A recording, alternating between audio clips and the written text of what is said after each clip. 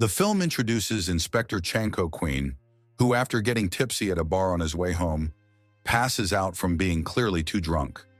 The inspector has seen better days. A year earlier, we witnessed a group of police officers trying to rescue a pair of hostages threatened by Wong, an enraged office worker. One hostage tries to escape on his own, but Wong shoots him. Wong then demands the presence of the press with a television camera right in front. Wong complains about a certain Eric, accusing him of ruining his finances. It is then revealed that the reporter recording him is Chan, who disarms Wong and attempts to snatch the grenade away. However, Wong manages to activate it at the last second. Quickly, Chan throws the grenade into a gutter, barely saving himself. Shortly after that, Erica seems to thank him for his help, even though she receives a tremendous punch from Chan for having harmed an innocent bystander. The night before, a group of 5 masked criminals prepare to rappel down a skyscraper, but not before tossing a bag containing a bank employee. After that, they break into a bank, forcing the employee to open the vault. However, the criminals did not want just money. They forced the employee to call the police. When the officers arrive, the criminals confront them with a hostage at gunpoint in the middle of the street and immediately begin firing mercilessly, blowing up a patrol car and wounding many other officers. The scene turns into a war zone where the criminals are unstoppable. But as more police patrols approach, the gang starts to flee. During this, one of the criminals drops his bag of money, and when he goes back for it, he is intercepted by Officer Sam, who intends to arrest him, only to end up being shot by another criminal hiding in a corner. This allows the criminal to escape. Upon arriving at their hideout, the gang tallies the points each one earned based on the number of officers they killed. They commit these misdeeds for fun, not for money. Thanks to their informants, Chan and his colleagues locate the criminals' hideout, not knowing that traps were already waiting for them at the entrance. When the police arrive, they encounter all sorts of booby traps, from armed mannequins to speakers blaring shrill sounds, and even the jamming of their radios. Amid the confusion, the criminals finish off a group of officers separated from Chan, while another squad of officers is ambushed in a corridor where one is shot dead and another is strangled, while the rest of the uniformed men either fall victim to other terrible traps or are shot by the criminals themselves. Meanwhile, Chan finds himself lost in a maze as he is led to a warehouse, where he sees his colleagues hanging from the ceiling, dying slowly. The gang appears, labeling themselves as anti-police. Clearly, Chan orders them to lower their allies, a request the criminals comply with, but they let their comrades fall from above to save their own skins. Chan then has to participate in a game in which he must assemble a gun faster than the gang leader. However, when he fails to beat him by 3 seconds, 3 officers go down. Chan explodes at this, taking up a weapon and shooting at the criminals, who quickly take cover. Nevertheless, they do not forget about the lone officer hanging, whom they try to incinerate by burning the rope. Immediately, Chan cuts the cord to free his partner, who unfortunately dies in his arms. Yet there is no time to grieve, as the criminals have activated a time bomb. Chan hastily loads his comrades into a truck, barely escaping the tremendous explosion behind them. Now in safe territory, Chan is covered in ashes and in shock from what he has just endured. The man falls into a deep depression, frequenting bars and ignoring his girlfriend Joji. At one point, he gets so drunk that he ends up passing out in an alley, leading us back to the opening scene. There he is approached by Frank, a young officer who motivates him to use the pains of his past as strength. In the morning, Chan wakes up at home with Frank cleaning up. The young man introduces himself as his new partner and informs him that another inspector wants him to take on the case of the lunatic criminals. But Chan does not want to relive those traumas, so he kicks Frank out of his house.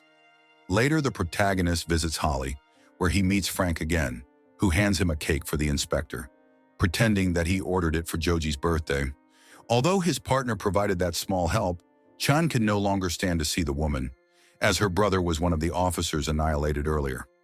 After this, he heads back to a bar to drown his sorrows, where Frank is already waiting for him. As they leave, they encounter a couple of criminals in the midst of a heist. Frank jumps in to confront them, but Chan remains motionless in the conflict until one of the thieves tries to flee. Gradually, the inspector is regaining his composure. When he hands the petty thieves over to the police station, Chan is found sleeping on a bench. When he is awakened, he discovers he is no longer welcome there for having led so many officers to their deaths. However, Frank stops them, insisting that Chan is the only one who can put an end to these criminals. Although the police accept his return, Chan is full of doubts, until Frank decides to reveal that he is the younger brother of Kwan, an alleged officer killed by the gang. This leads to a flashback to Juan's adolescence, when he suffered horrible beatings from his father, the police commissioner. That generated a deep hatred within Kwan, especially toward the police, who helped everyone except him. Over time, Kwan's resentment grew until he became the leader of the lunatic gang, and so he was never really an officer, as Frank assured in the present. Chan and Frank then discover that Sam might have valuable information. They search for him in a bar where he is being thrown out, which sparks a fight in which Frank performs admirably, even though the drunken Chan finds it a bit more challenging. Frank uses his surroundings to fight while the inspector wanders around trying to avoid the conflict. But when he sees his partner being beaten, he rushes to the rescue. Finally, Sam appears, now as a mobster who quit the police force. Chan convinces him to cooperate, and Sam hands over the watch he managed to snatch from a female criminal during that earlier heist. On the watch, they find a symbol of an extreme sports community. Immediately, the duo heads to a rooftop where the extreme sports enthusiasts have gathered. Meanwhile, Chui, the chief inspector who had been competing with Chan on the case, brings Sam to that location so he can identify the gang's woman, having seen her face during the heist. However, before he can expose her, Sam is shot by another criminal, Fire, and before dying, he confesses that he ended up with a bag of money from the heist. When the gang members found him, he was forced to reveal information about Chan and his squad in exchange for his life. Immediately, the latter begins chasing the pair of criminals. He manages to escape by rappelling down the building. Fire does the same, though Chan manages to follow his trail by improvising a mechanism to cling to the rope. Frank, on the other hand, does what he can after descending from the building. The duo continues chasing them along the roof of a pedestrian overpass. To distract Fire, Frank shoots at a bus driver, causing Chan to leap onto the top of the vehicle while it wreaks havoc on the road, colliding with other vehicles and buildings with rapid parkour moves. The protagonist enters the bus and manages to slow it down before it plunges onto a dock, although he ends up colliding with a truck driven by Frank, who fortunately sustains only minor injuries and is taken to the hospital. Chan then learns that there have been numerous complaints from the commissioner, who reveals that he never allowed Chan's return to the police and that Frank is not even a real officer. When confronted, Frank confesses that his story with Kwan was a lie intended to convince them to stop the reckless criminals, while Kwan was dying from the wounds he received on the rooftop. Consequently, his boyfriend Juan puts an end to his farce. We then return to the duo, with the protagonist investigating the gang and discovering that all its members are children of wealthy families who are angry with the world. The next day, Juan brings Joji to the police station under the pretext that Chan is in trouble.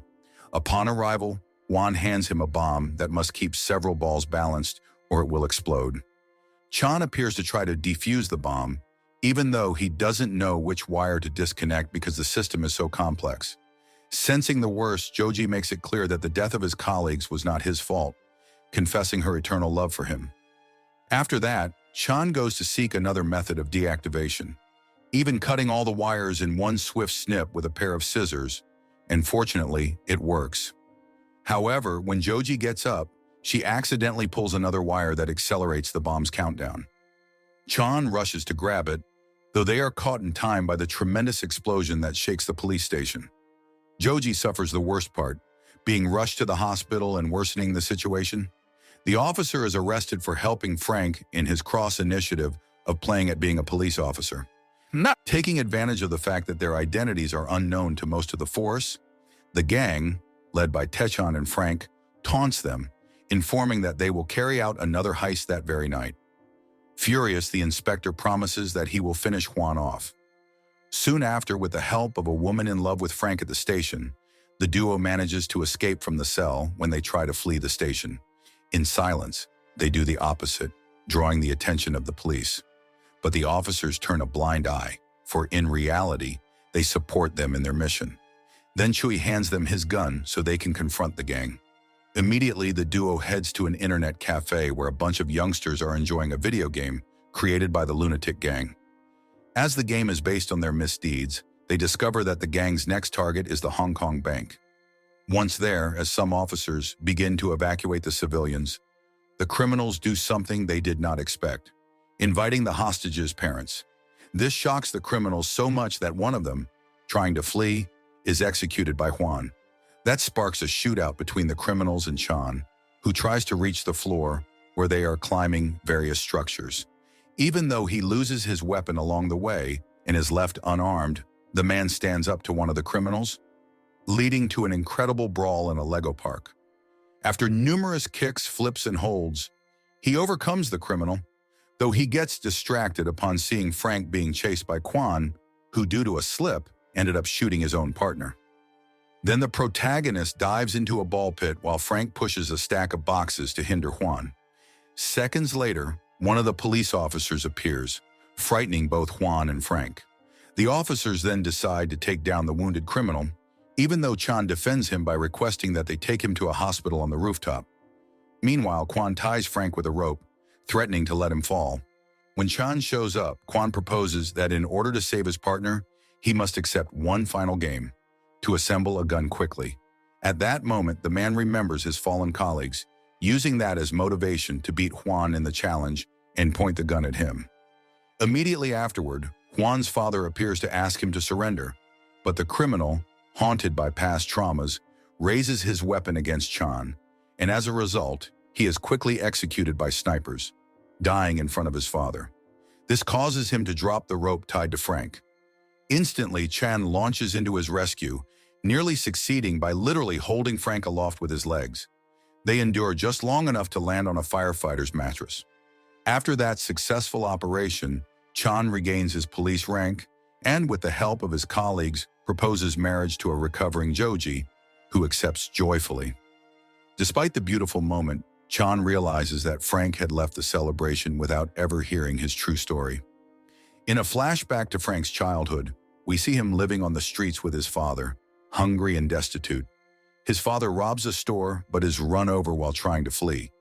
At that moment, Inspector Chan appears to call an ambulance for the vagrant and to treat him with respect, later consoling Frank by saying that life is full of injustices, but that he must learn to fight against them. This changed the course of Frank's life, and he eventually returned much later to help Chan whenever he needed him most. If you want interesting movie recaps, like, share, and subscribe to follow us for more movie recaps.